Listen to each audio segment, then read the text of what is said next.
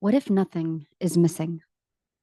What if this moment, just as it is, isn't waiting for you to fix it, but simply asking you to meet it, not to improve it, not to perform inside it, not to find some deeper meaning for its existence, but to witness it as just so?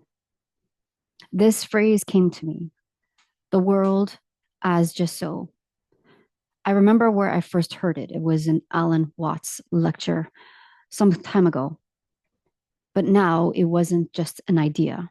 It was something I could feel, a knowing in my body, a softening, a surrender. And today I want to explore what it means to live from that place where nothing needs to be forced and everything belongs. You are not behind. You are not broken, not waiting to be chosen or redeemed. You simply are here. And here is just so. We are conditioned from a young age that life is something we build layer by layer, brick by brick, always aiming for the next milestone, always proving, always improving, always becoming. We carry this belief in our bones, in our breath, in the pressure we place on ourselves every day. So it makes sense that we learn to look ahead, to strive, to keep becoming. So we keep reaching, we keep doing, we keep becoming. But underneath that forward motion, there's often an ache, a quiet hum that says, I'll feel safe when, I'll be worthy when, I'll finally rest when. This isn't just thought.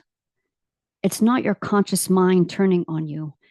It's ego as identity, what yogic philosophy calls asmita, the conditioned self that believes it must become something in order to be loved. Woven through that identity are subtle traces of attachment, addiction, and avoidance, grasping for what soothes, pushing away what threatens, trying to manage discomfort instead of feel it. It's the survival self that whispers, your value must be proven, your rest must be earned, your healing must be performed. At the root is a deeper distortion, avidya, the original misperception that says, I am not enough as I am. Ego doesn't just interpret life, it distorts it. It makes you believe you are the story, that your healing must look a certain way, that wholeness lives somewhere far off, waiting for you to arrive. That's not your fault. That's the voice of ego assigning meaning through the lens of fear, lack, and separation. It says this means you're not enough yet. This means you should try harder. This means you can't stop now.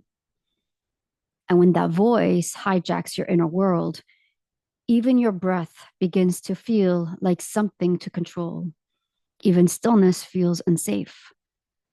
But here's the truth, so much of our suffering doesn't come from what we feel, it comes from what we've been taught those feelings mean. And most of the time, we weren't able to fully feel or process those moments when we were hurt, when we were unseen, unsupported, or shamed. So instead of healing, we adapted. We built identities around survival. There's something terrifying about not knowing, about letting go, about softening into what is, about not having a plan. Avidya, misperception, reminds us that suffering doesn't begin with pain itself. It begins when we resist pain, when we believe we're supposed to fix it, when we think of discomfort as a problem instead of a process. Sometimes the most radical act is to stop, to feel what's here, to witness the discomfort, to trust your body knows how to metabolize life when it's finally given the chance. But true clarity doesn't come from control. It doesn't come from thinking harder or trying to figure it all out. It comes from Buddhi, the quiet inner wisdom that arises when you stop reacting and start witnessing. And for most of us, that wisdom isn't accessible right away because when ego is running the show, Buddhi gets buried beneath fear. Discernment can't function when safety hasn't been established. So instead, we keep trying to think our way to peace, to analyze our way to healing. We spiral. We try to understand our way to peace. But no amount of thinking will dissolve what was created in the absence of love. That's why this path, this return, isn't about arriving anywhere. It's not about progress. It's about presence, about learning to be with what's here without trying to control it, name it, or make it mean something about you. Because most of the time, it's not the sensation that hurts, it's the story we were taught to wrap around it. When I forget how to trust, I turn to nature because nothing in nature is performing. Nothing in nature is trying to prove its worth. The tree isn't forcing its bloom. It doesn't rush to be seen. It doesn't strive to impress. The tide doesn't judge its retreat. The wind doesn't ask for permission to move. And the moon doesn't force her phases. Everything follows a rhythm, not because it's told to, but because it knows. And your body knows too, but only when you stop overriding it, only when you stop managing every wave of feeling like a threat to your survival. So I ask you, can you allow your own rhythm to be enough? Can you let life shape you without resisting every curve? Because the world, in its essence, doesn't ask you to rise faster or heal harder. It simply invites you to remember the part of you that already knows how to rest in what is, the part that doesn't perform for belonging, the part that never forgot how to be. An original rhythm that remembers truth, that speaks through sensation, that rests in presence.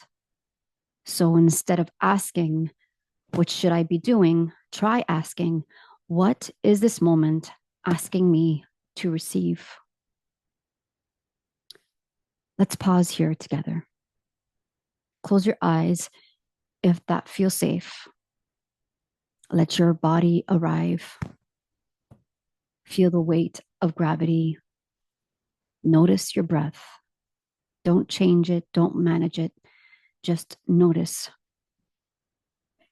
this breath, just so. This tension, just so. This moment, just so. Inhale. Whisper inwardly, just. Exhale. So. Let the rhythm find you. Let your body speak without needing words. And if the mind wanders, that's okay. Invite it back gently, lovingly. Back to presence, back to your body, back to now. Let the words soften into sensation. Let your mind loosen its grip. Let yourself be here, not perfect, but whole. You were never meant to earn your wholeness. And you were never meant to chase your worth, your clarity, your peace, your presence. They were never out of reach. There is nothing you need to chase in order to be complete, because there is a version of you that exists beyond the striving, beyond the performance, beyond the illusion of control. That version of you is already here, not waiting to be found, but to be remembered. It's not far away. It's not hidden. It's here, now, in your breath, in the stillness, in the truth that asks nothing of you but to feel. The world as just so is not a spiritual bypass, it's a remembering of who you are beneath the conditioning, of the intelligence within your body, of the truth that doesn't need to be thought, only trusted. So when life feels overwhelming, come back to this: the breath, just so; the body, just so; the moment, just so. Not perfect, but whole. Not because it's easy, not because it's ideal, but because it's real, and real is enough. If this reflection spoke to you, I invite you to stay with it a little longer. You don't need to rush back into the noise. Maybe today you just walk a little slower, breathe a little deeper, let something land. And until next time, be gentle with what's unfolding. Let the moment be just so.